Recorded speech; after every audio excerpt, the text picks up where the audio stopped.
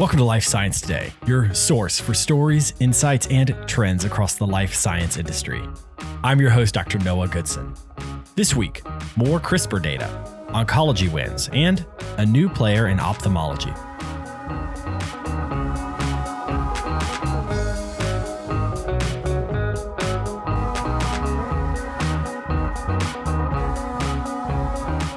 The views expressed on Life Science Today are those of the host and guests.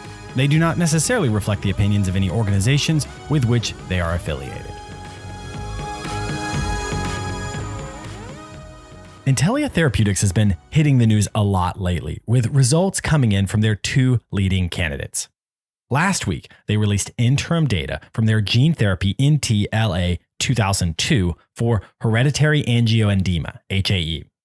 The rare disease causes significant swelling events in the body. These early results from the phase 1-2 study showed that at multiple dose levels, the key targeted protein, kallikrein, was reduced from between 65% and 92% in a dose-responsive manner. Additionally, after a single administration of the therapy, all participants have been attack-free to date. There have only been minor adverse events associated with the therapy, primarily around administration. These are small sample sizes we're talking about, but on top of the positive recent data from their other therapeutic, Intellia 2001, this continues Intellia's proof of concept that CRISPR can be an effective mechanism for modifying protein overexpression in certain human diseases, leading to changes in production of proteins as well as changes in clinically relevant measurable outcomes. This won't resolve all the challenges CRISPR has faced, from legal battles about ownership of licensing to meaningful cost challenges in getting these therapies to market.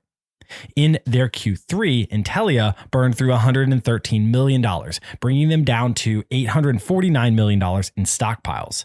But with an increased clinical development cost, I expect to see Intellia look to raise more funds through either direct raises or cost offsetting partnerships in the near future. An alternative route, particularly in light of their Rewrite Therapeutics $45 million acquisition at the beginning of the year, would be to leverage their late pipeline success to find more early pipeline partners by selling off new candidates to Pharma in order to subsidize the overall organizational growth while capital outlays continue on their lead candidates. Notably, Intellia 2001 is already tied up with Regeneron, while Intellia 2002, discussed here, does not have a Pharma partner. Either way, the string of news and the positioning around the company right now seems very forward-thinking in terms of fund development. Perhaps I've misread this and the bearish markets will be cause for Intellia to play the long game.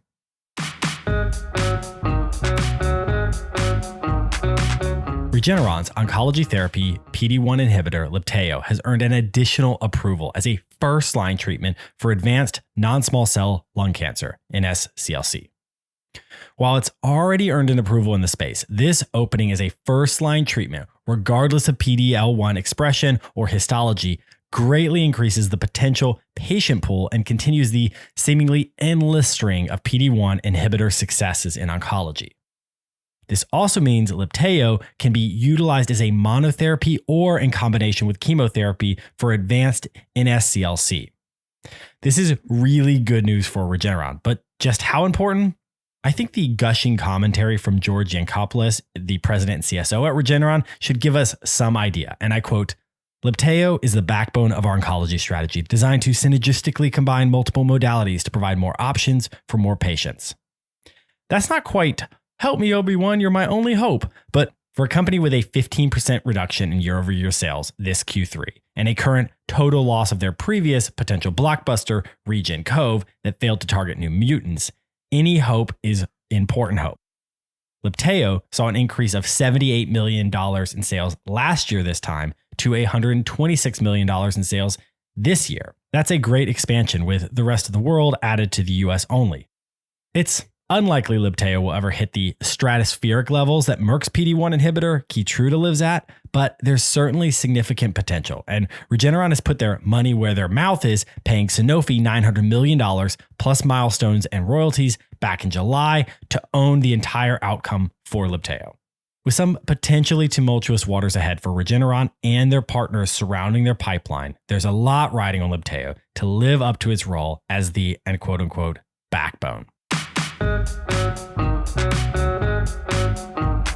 Viatris, the massive producer of biosimilars and OTCs, has announced a two-pronged acquisition and a major movement to open up in the ophthalmology space.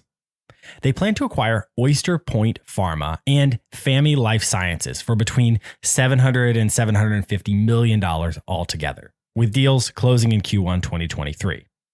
The first acquisition is proceeding with an approximate value of $424 million for the publicly traded Oyster and the privately held Famy for something like $280 million, though the numbers are not totally clear. What is stated is that Viatris thinks this will be a $1 billion division by 2028. While that may seem like a massive increase for a company with under $18 billion in revenue last year, the loss of value of other products is predicted to keep the company at a stable 4 to 5% adjusted EBITDA CAGR across the coming few years. This version of stable, slow growth for a competent and profitable company is precisely why so many pharmaceutical companies keep pushing innovation and are moving any biosimilars or OTC businesses out into separate entities. Keep in mind that there are looming probabilities of additional regulatory pressures on these businesses to further cut costs as governments around the world face financial pressures to implement cost-saving austerity measures to save on healthcare. Cutting drug prices, particularly on long-standing medications, is an easy place to look. For the companies who hold on to the desire to drive profits on medications that existed for a long time, popularity can quickly wane. For example, the Twitter blue check debacle of last week, wherein a fake account declared Eli Lilly's insulin was now free, caused their stock to drop 4.5%. As disconnected as Twitter news and this story may seem, for many drug companies, they've faced the price at the pump pressure. What I mean by that is healthcare costs are driven by a complex nexus, just like presidents have very little impact on actual gas prices.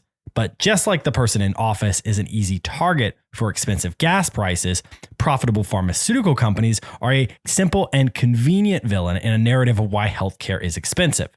They're also relatively easy for politicians to directly regulate. As a point in case, starting in January of 2023, via the Inflation Reduction Act, all those on Medicare will have their insulin prices capped at $35 a month, and companies that raise their prices faster than inflation will owe Medicare a rebate. Compare this sort of soundbite-worthy intervention to the complex policies required to shift the practices of private for-profit insurance or institutional bloat in hospital systems, and you have a perfect storm of risk, particularly for companies who make their money selling medications that have existed for a long time. I'm not attempting to litigate against or exonerate for-profit pharmaceutical company pricing. I do want to point out that there are exceptionally valid and likely increased pressures going forward that will drive a split between innovative pharmaceutical companies and biosimilars / out of patent / OTCs into separate organizational models, though the ultimate capital holders are unlikely to vary significantly. In practical terms for Viatris, opening up a new therapeutic space, I wouldn't be surprised for them to have a third or fourth acquisition in mind to round out their portfolio once their initial investment is integrated and up and running. All of this will be required, along with internal austerity, if they hope to achieve even their stable year-over-year growth objectives.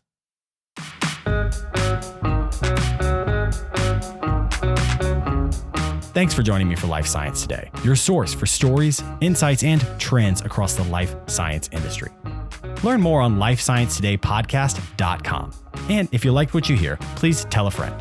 Once again, I'm Dr. Noah Goodson. I'll see you next week.